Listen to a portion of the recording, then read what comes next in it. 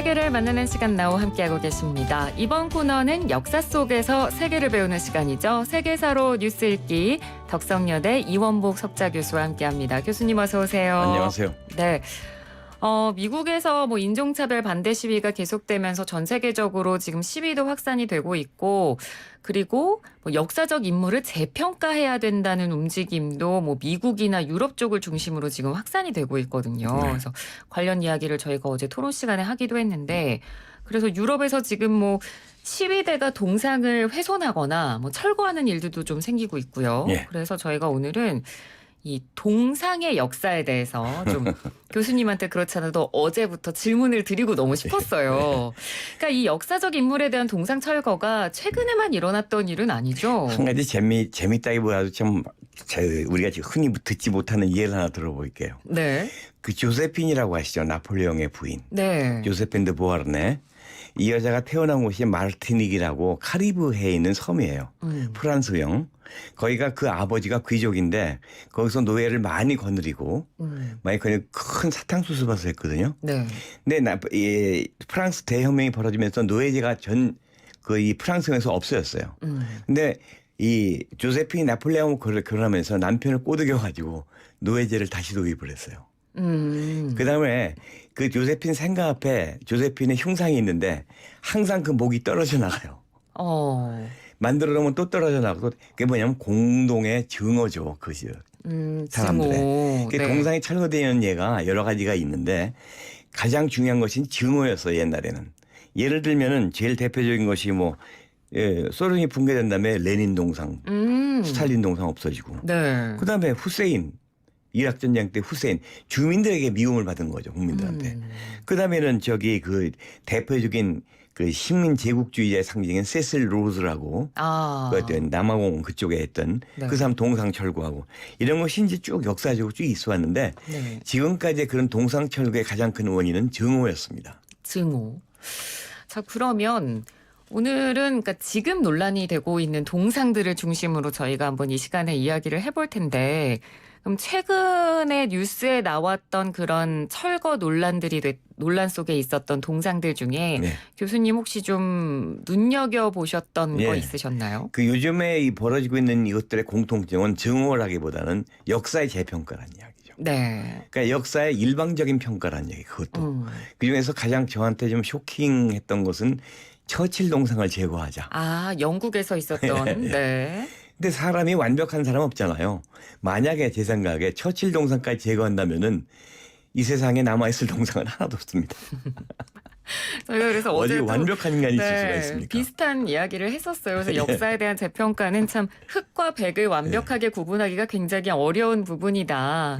옳고 그름을 따지기가 참 어렵다 이런 이야기를 하기도 했습니다만, 그러니까 최근에 영국에서 이 인종차별을 반대하는 시위대의 이야기는 이거였습니다. 그러니까 처칠이 유색 인종에 대한 인종적 증오심을 가지고 있었고 인도로부터 쌀을 수탈한 인종차별주의자였다. 이렇게 주장을 하고 이 처칠의 동상을 이렇게 훼손하고 또 철거를 요구하는 일이 있었거든요. 그렇죠. 그래서 런던 경찰이 처칠 동상 다 가리는 보호막 설치하기도 하고. 예. 어떻게 보셨어요?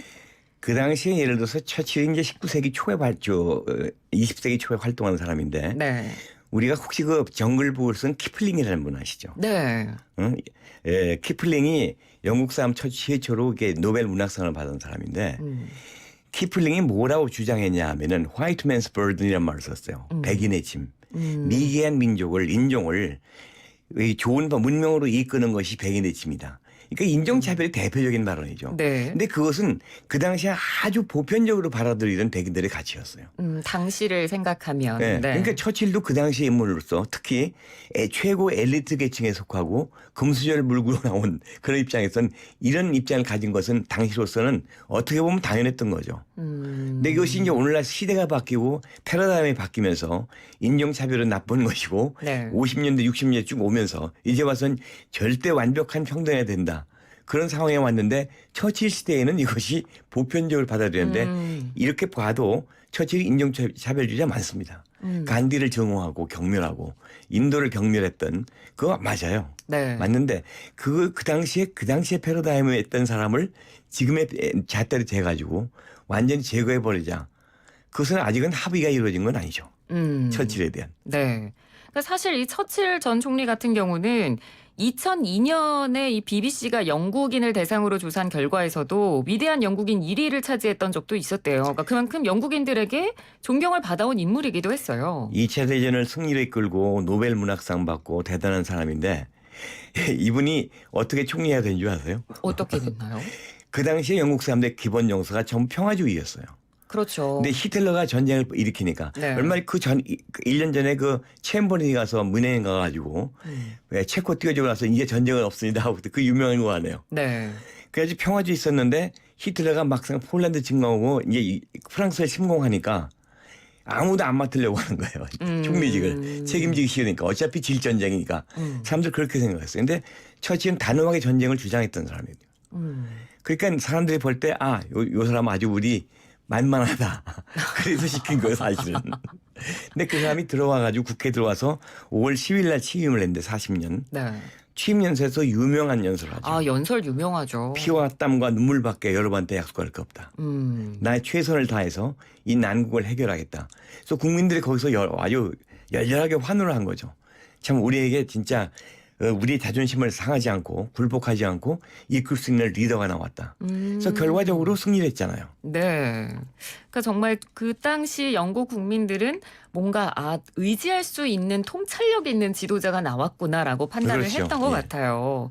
그래서 이런 점에서 보면 이 처칠 전 총리가 제2차 세계대전에서 영국을 승리로 이끈 영웅이다라는 점에서는 이의를 제기하는 분들이 없을 텐데. 없는데 평가는 여러 가지가 있죠. 그렇죠. 왜냐하면 2차 대전에서 처칠이 승리한 것은 처칠의 승리가 아니라 스탈린의 승리였죠. 그러니까 소련이 다 이겨놓은 전쟁에 이제 그 노르만디 상륙 작전도 44년 6월 6일이거든요. 네. 전쟁 막판에.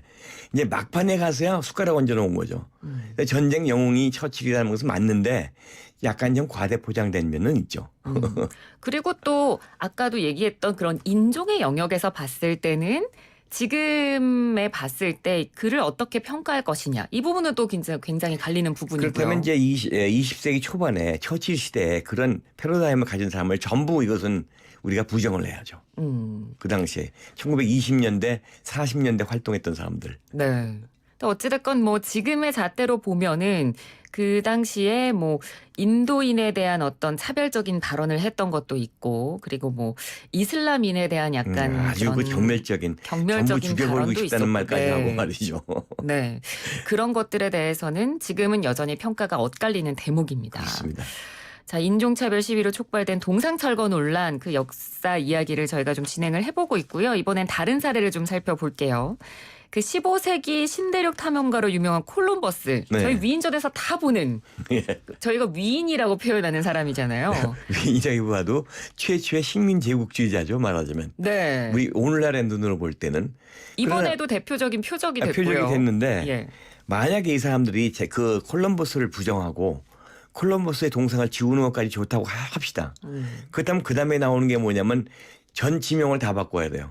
그들의 수도인 워싱턴 DC가 디스트릭트 오브 콜럼버스거든요. 네. 바꿔야죠. 워싱턴주 이름도 바꿔야죠. 콜롬비아란 나라 이름도 바꿔야죠. 그게 어떻게 될 건지 모르겠어요. 미국에서 지금 동상 청거 결정이 내려졌거든요. 네. 그렇죠. 네. 그래서 뭐 우리는 신대륙 최초 발견자로 불리지만 이제 유럽인들의 미국 원주민 학살을 촉발한 인물이라고 비판을 지금 받고 있기 때문에 그건 맞는 얘기예요, 사실. 네. 네. 맞는 이야기고 그거와 관련해서 이제 철거 결정이 내려진 거고요. 자, 그리고 또 다른 지금 표적이 되고 있는 인물 벨기에의 레오폴드 2세. 이 사람은 어떤 인물인가요? 제 생각에 이 양반의 그 동상은 철거되는 것이 맞다고 봐요.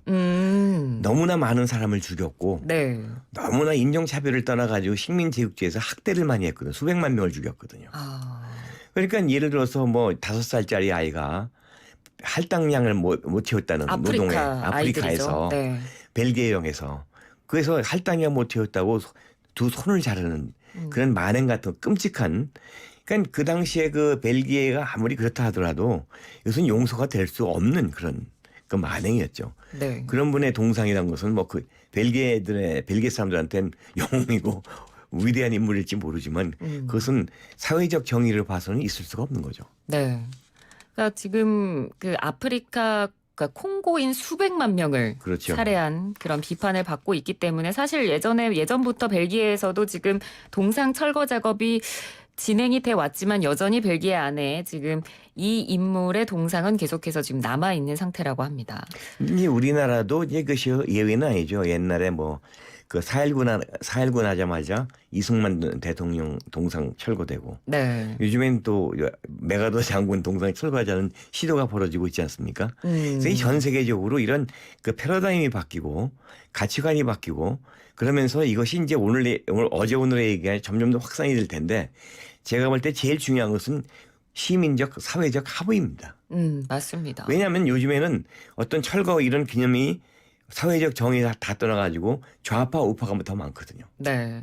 그러니까 좌우 대립이라는 것이 어느 사회는 있는데 진보 보수의 대립도 있고 어느 한쪽만 얘기만 들어가지고 이걸 철거한다 만다 그것이 아니라 두 쪽의 이야기가 다 돼가지고 어떤 합의해서 해야지 어느 일방적인 그것을 주장한다는 것은 네. 너희들은 무조건 우리를 따르라는 얘기죠. 일종의 독재죠, 그것도. 네.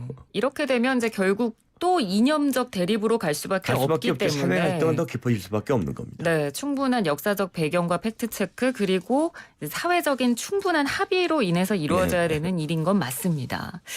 다시 이제 본론으로 돌아와서요. 또 이탈리아에서도 지금 동상 철거 얘기가 그렇죠. 나오고 있는데 그 인드로 몬타넬리라고 몬타넬리. 하는데, 네, 잘 누군가요? 못 들어보셨을 텐데 네.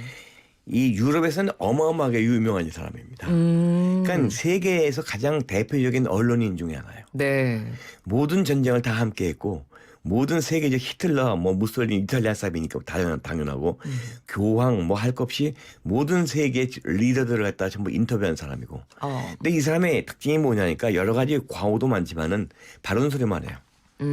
그래가지고선 어떤 이 사람의 공로를 따져가지고 이탈리아 대통령이 종신 상원의원을 제안하거든요. 네. 근데 이 사람이 거부합니다. 진정한 언론인은 권력과 멀어져 있어야 된다. 그렇다면 이 사람에 대해서 비난이 나오고 여러 가지가 이제 의견이 나오는데 그게 뭐냐면 좌파들이에요. 이 몬타넬리의 특징은 좌파의 적이고 우파의 적입니다.